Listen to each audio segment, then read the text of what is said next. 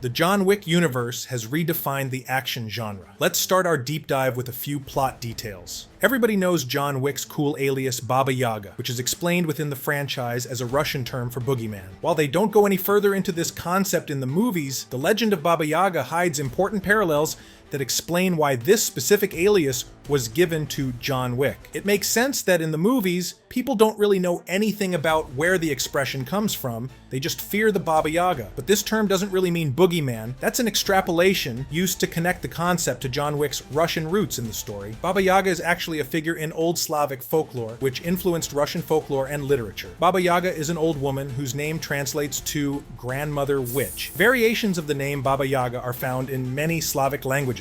In contemporary Russian, Baba can be a pejorative term for women. The etymology of Yaga is less clear and fluctuates between serpent, witch, and other translations. The grandmother witch can be seen as a boogeyman because of how some Russian tales featuring the character unfold. Baba Yaga often lures children into her house in the woods and eats them. In some tales, a trio of Baba Yagas appears as evil sisters, all sharing the same name. But in others, Baba Yaga helps the hero instead of eating children. In later accounts, she's depicted as a creature who can be anywhere, ready to collect souls. This term in the movie references these boogeyman-like tales told in Russia. When the audience sees the markers in John Wick movies, the exact system behind these mysterious objects is not fully explained, but understandable. A marker is a small, circular metallic object resembling a coin-like locket. It opens like a locket to reveal one side with a blood imprint made by the person receiving a favor and another side with an empty slot until the favor is repaid. In other words, markers are blood oaths and challenge coins. According to the director, a marker is good for one life, which means the debt can only include one life for another. A marker must always be honored. Once presented, the debtor is obligated to fulfill the request no matter what it is, unless it contradicts the High Table's laws. To break a blood oath is considered a betrayal of the entire code. The High Table can declare the violator excommunicado, expelling them from the Underworld. Once the favor is fulfilled, the marker is closed. The second blood imprint is added, completing the circle and formally ending the debt. The concept is first introduced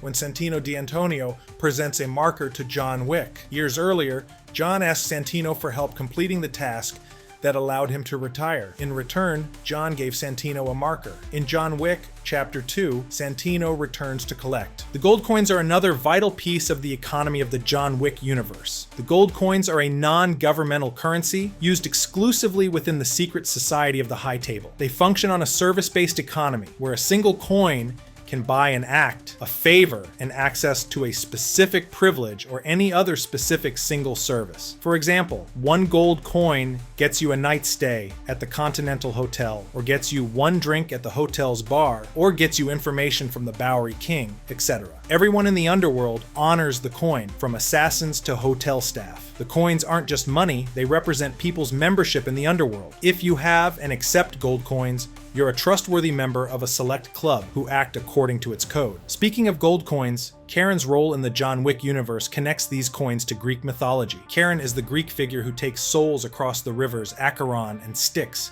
which separate the living and the dead. To cross, one must pay Charon with a gold coin. The late Lance Reddick's role works in a similar way, guiding condemned souls within the Continental Hotel in the underworld. 5. John Wick's back tattoo. Although John Wick's back tattoo doesn't get much screen time, it holds some meaning. If we look closely, the tattoo features the Latin phrase Fortis Fortuna Adiuvat. Translated, it means fortune favors the brave. This phrase has deep historical and military roots. It's associated with ancient Roman military units, and it's an unofficial motto of several military forces in the United States. The inclusion of this phrase in the tattoo makes several fans believe John Wick is ex-military. But if you're not convinced yet, perhaps this next fact will prove that John Wick is a military veteran. John uses his watch on the inside of his wrist, just like they often do in the military. That's a subtle but telling character detail, one that carries a lot of meaning. It's not a fashion statement. Law enforcement, bodyguards, soldiers, and other people in professions that require tactical excellence often wear their wristwatch facing the inside. This position makes the watch less likely to reflect light, which is crucial in covert ops or night missions. It protects the watch face from scratches or impact, and it's also easier to check the time discreetly while holding a weapon or engaging in action. It was never officially stated that John Wick is a veteran, but the back tattoo and the wristwatch are two major clues. Well, if you're not considering the biggest clue of all, everything he can do in the span of a few weeks despite being retired. While the John Wick films came out over a span of nearly a decade, the in-universe timeline spans only a few weeks. In fact, the first 3 films take place in a span of 9 consecutive days. The 4th film continues the story a few months after those initial 9 days. John Wick, released in 2014, depicts days 1 to 3 of the first week. John Wick, Chapter 2, released in 2017, depicts days 4 to 6, immediately after the first film. John Wick, Chapter 3, Parabellum, released in 2019, depicts days 6 to 9. Again, an immediate continuation of the previous film. Then John Wick Chapter 4, released in 2023, is set a few months after Chapter 3. Although Chapter 4 takes place an undefined amount of time later, clues in the plot suggest it's 3 to 6 months after Chapter 3. John has healed considerably from his injuries, the Bowery King and others have re-established themselves, and the Marquis Vincent de Gramont gains power within the High Table. So it's a time where the consequences of John Wick's return are still being felt, but it's not the immediate future after Chapter 3. Now moving on to some little-known facts about the production of John Wick, let's deep dive into the behind the scenes. First, let's talk about the inspiration behind the creation of John Wick.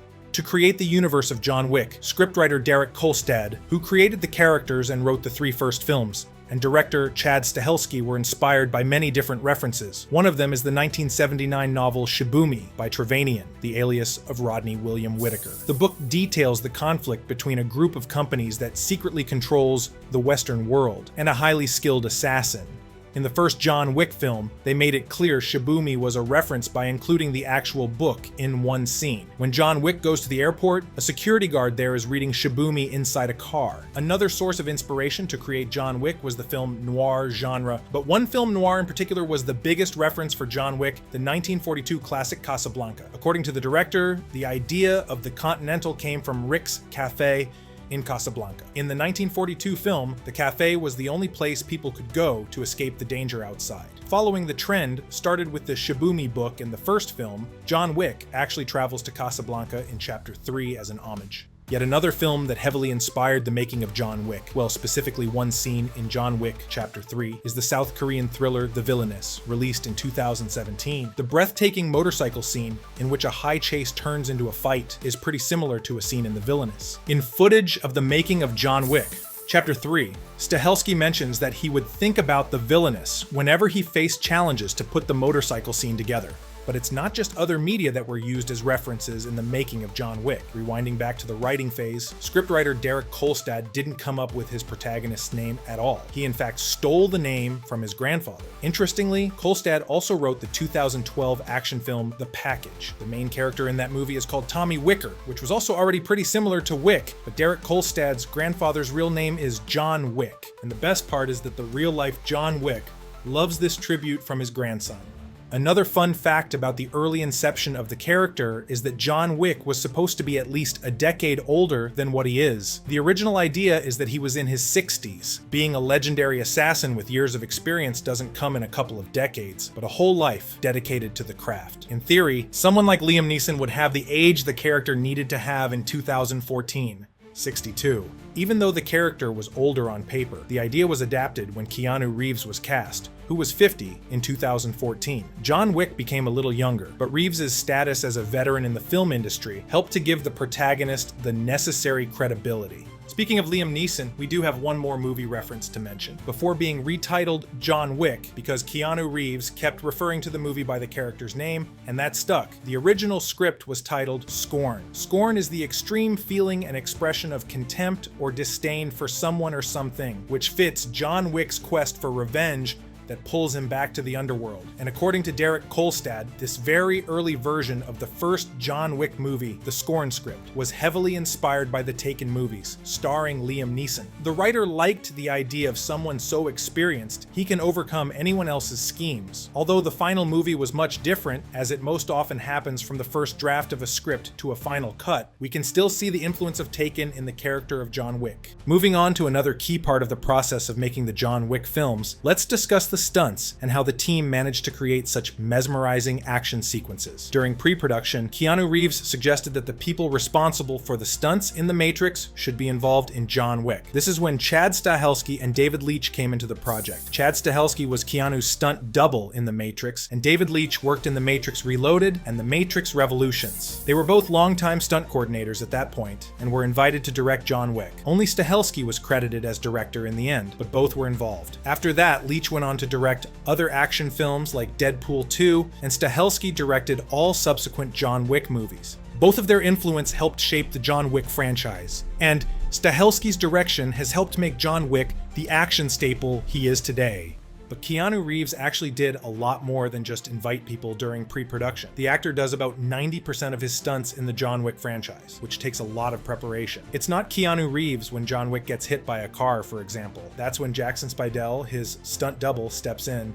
But for those 90% of stunts Keanu Reeves did in the first John Wick film, he spent around 12 weeks acquiring the basic set of skills needed. This included gun training, martial arts training, and stunt driving training. He trained 8 hours a day, 5 days a week, to be able to make all of his stunts with cars in John Wick. Chapter 4, for example, including a reverse 180 in a car without doors, stunt coordinator Scott Rogers spent a lot of time training with the actor. But his physical abilities were not everything Keanu had to work on. The preparation for a scene in John Wick goes beyond learning how to do the stunts. Because of the way John Wick's cinematography was planned, action sequences had to be perfectly choreographed to hit time cues. In many fight sequences, the cameras have setups timed, which sets the rhythm for the actors. They have to perform perfectly rehearsed movements, so they are exactly where they are supposed to be when the camera faces them.